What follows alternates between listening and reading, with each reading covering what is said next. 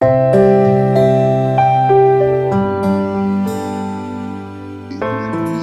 a number of opportunities for us in Africa, in that moving towards renewable energy, and even if some are starting from zero, means that there are great opportunities to ensure that people get energy, clean energy, much cheaper energy.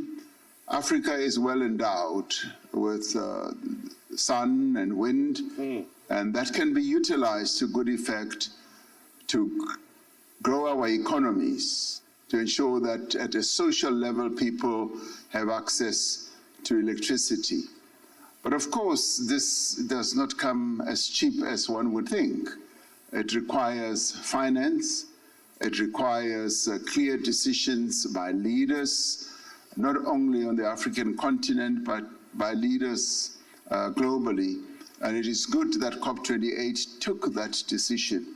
So what we would like to see is that measurement that Her Excellency van der Leyen has spoken about being acted on, where we get a really good partnership as the African continent with the more developed economies, so that we can follow through on some of the commitments that were made, because those commitments then lead to the opportunities that you were talking about.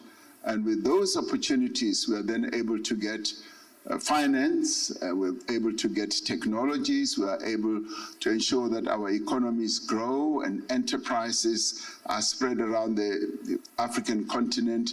In the end, as Her Excellency says, it is energy that drives growth, that drives economies. So renewable energy then gives us those opportunities.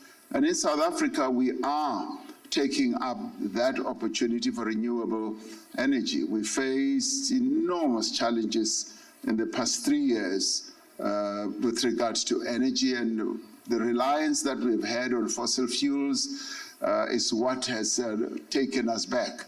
But now, with having taken the decision to have more and more renewable energy, we're actually seeing expansion. We're seeing the private sector coming in and installing really good renewable energy going forward.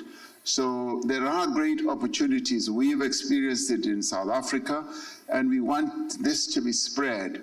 But as we go towards renewable energy, there must be a just transition, because there is a transition that we in South Africa are having to go through, but it must be just, and it must be the type of transition that advances the interests of ordinary people as it grows the economy. So the opportunities are enormous, and we just need to utilize the enablers to ensure that there is benefit for everyone. And President Ramaphosa, just before we move on, can you just elaborate for everyone, when you refer to the just transition, can you explain for those in the room who aren't familiar with that term, what that really means for economies like South Africa? Well, just transition means that as we move towards renewable energy, we should not just say that we will transition to renewable energy without taking into account the livelihoods of ordinary people, the jobs that could be lost as we move to renewable energy, because right now we are much more dependent on fossil fuels. So as we go to renewables, relying more on the sun, on the wind, on hydro, we've got to make sure that as people lose jobs and as their livelihoods are eroded, and as towns where we used to draw fossil fuels deserted, we've got to make sure that the transition for ordinary people becomes a transition that they benefit from. Workers must never feel that they are going to lose jobs without maybe upskilling and being skilled in new technologies, and all that is possible if we are focused on a just transition. As we move to COP30, that's what we would like to see COP30 focusing on.